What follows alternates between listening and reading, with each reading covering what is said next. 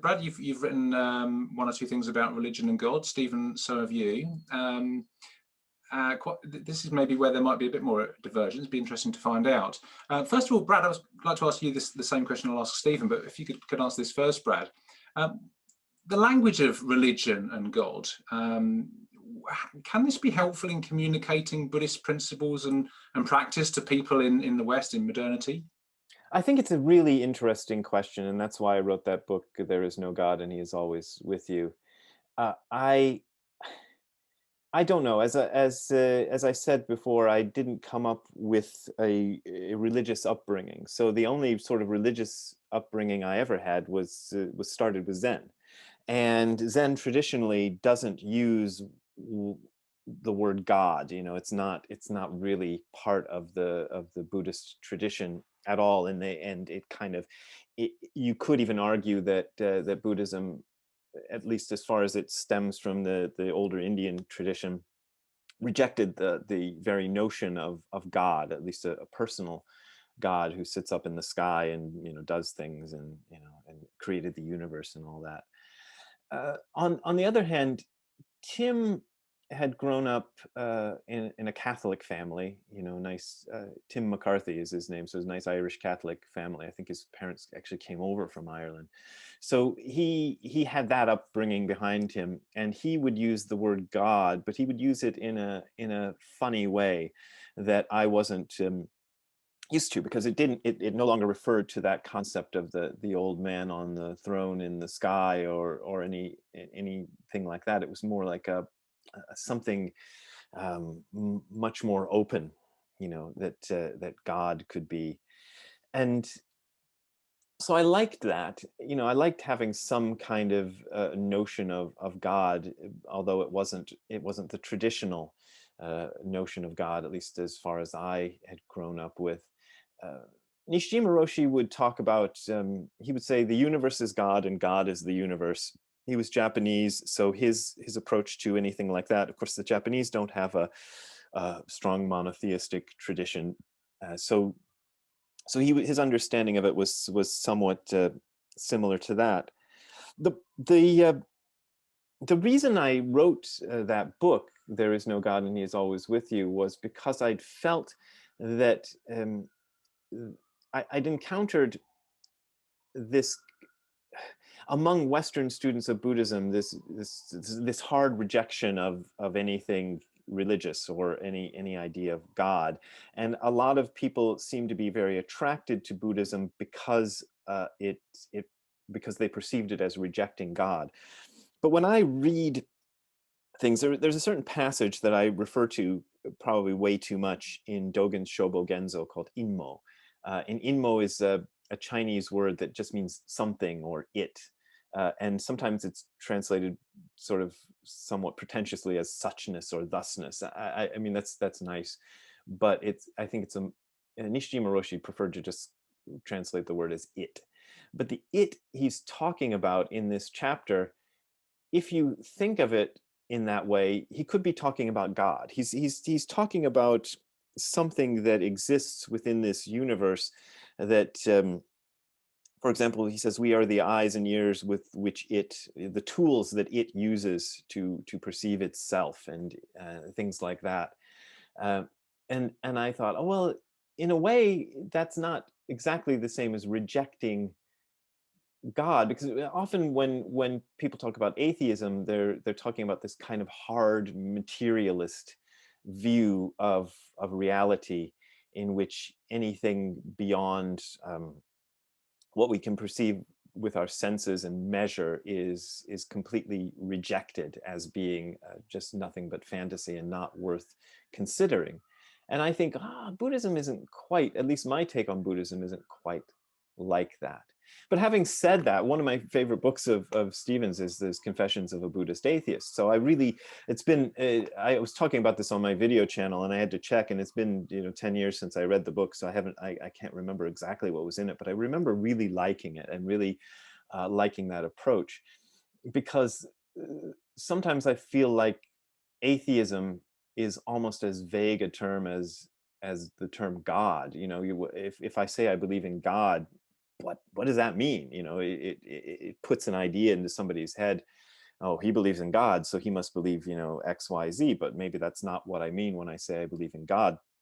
And the same seems to be true with atheism. I remember, I don't really follow Sam Harris. People think, for some reason, think I must follow Sam Harris's career a lot. I get questions about him all the time, and I go, I don't know much about Sam Harris. But I remember he came out with, because he's kind of a famous atheist, you know, an American atheist, and he talks about being an atheist. And he came out with something, I don't know how many years ago, that I saw, where he talked about how, well, I'm an atheist, but I believe in God, you know, and he had a good explanation for it, which I can't remember enough to quote you at all. But it was along the lines of, if what you mean by God is this, this, and this, then yes, I don't believe in that sort of God. But if what you mean by God is, you know, and then he mentioned a few other things, he said, then I would say I do believe in God. So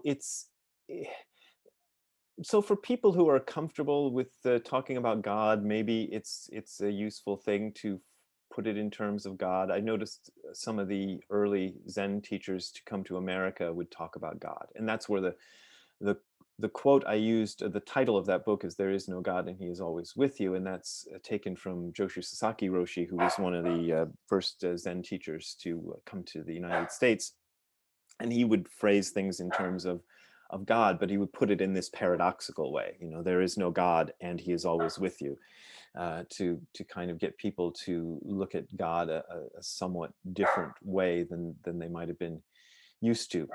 And I found that approach useful, and I liked it and appreciated it. But still, when people ask, do you believe in God? I don't know what to answer anymore.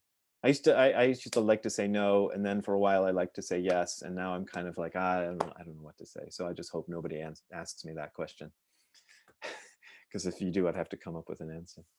So yeah, there you go. Thanks, Brad. So yeah, same question to you, Stephen. This will be the last of the formal questions before we'll have a short break. So this is the question: Can the language of religion or God be helpful in communicating Buddhist principles or practice to people?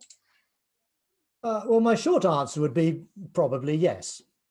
Depends which people you're talking about, but I suspect people who come from a Christian or a Muslim background, and that's the language with which they sort of feel at home and comfortable, it's meaningful for them, then I don't really see why, you know, Buddhists should make an issue of trying to get them to think and speak differently. But that's, I think, only scratching the surface of this question. In my own case, I grew up, as I already mentioned, in a non-religious family. My grandfather had broken the connection with the Church of England and raised his daughter, my mother, in a humanist, atheist. They may not have used the word atheist, but basically a non-religious environment. And I was brought up in the same way. I was excluded. I never went to church. I was excluded from what used to be called scripture classes at school in England at that time. And so as a result, the word God really just doesn't work for me. It's not part of my active vocabulary. I really don't know what it means at one level. On another level, if I watch a play or I read a novel, like the novels of Marilyn Robinson, for example, which are very Christian and very religious, it's not when I hit the word God, I suddenly say, what on earth is she talking about? I know what she's talking about. I'm part, as an educated speaker of the English language, I know how that word works in the language game called English. And I can go along with it. It doesn't, you know, I can enjoy the film or the book without having to have the word God defined.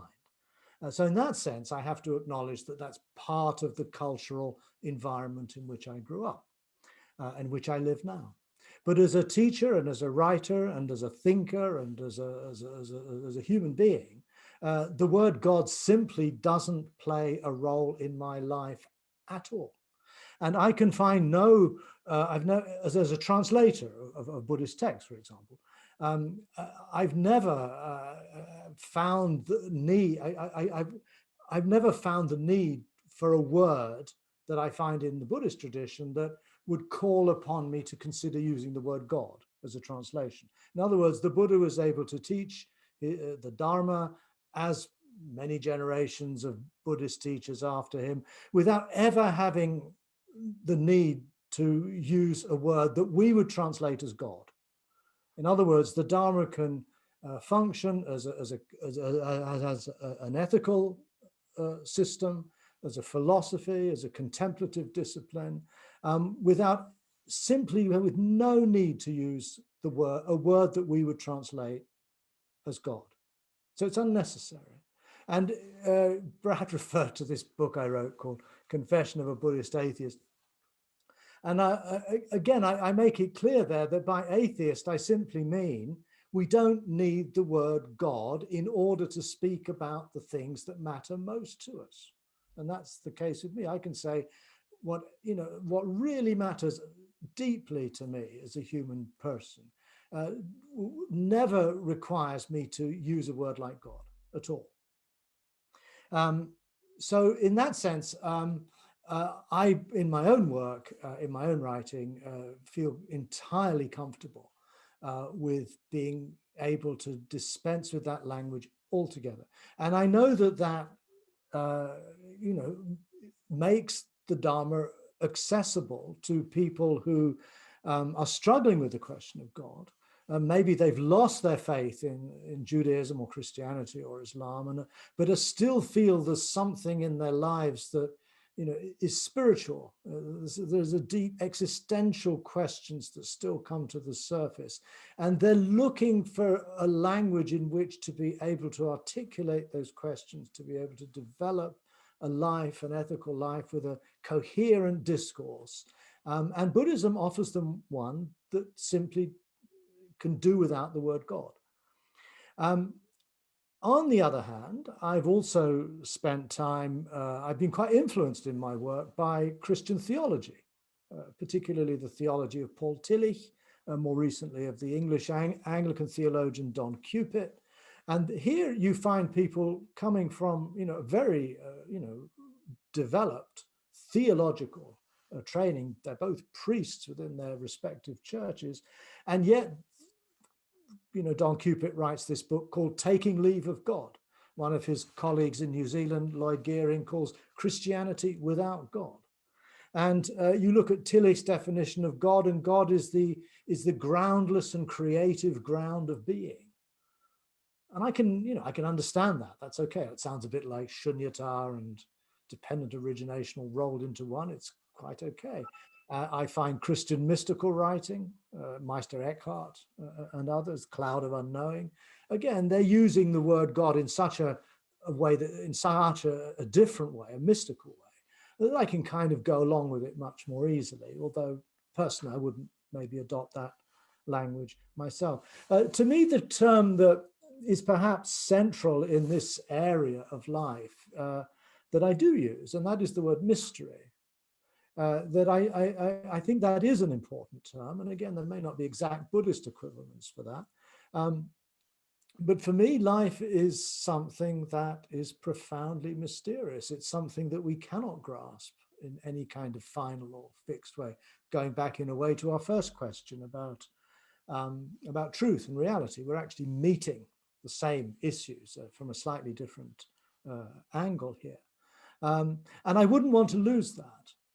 I think the world is incredibly weird and magnificent and wondrous. And I find that meditation practice, particularly a practice that's rooted in a form of inquiry, what is this, opens me up, not just intellectually, but emotionally, on a feeling level, to the sheer wonder and grandeur of this universe. And for some people, that would be getting close to a godlike language, perhaps. So that would be the thing I would worry about, is that Buddhism becomes too sort of narrowly atheistic and rationalistic and so on. But in doing so, loses touch with this experiential ground of mystery that, for me, is utterly central to my practice of the Dharma.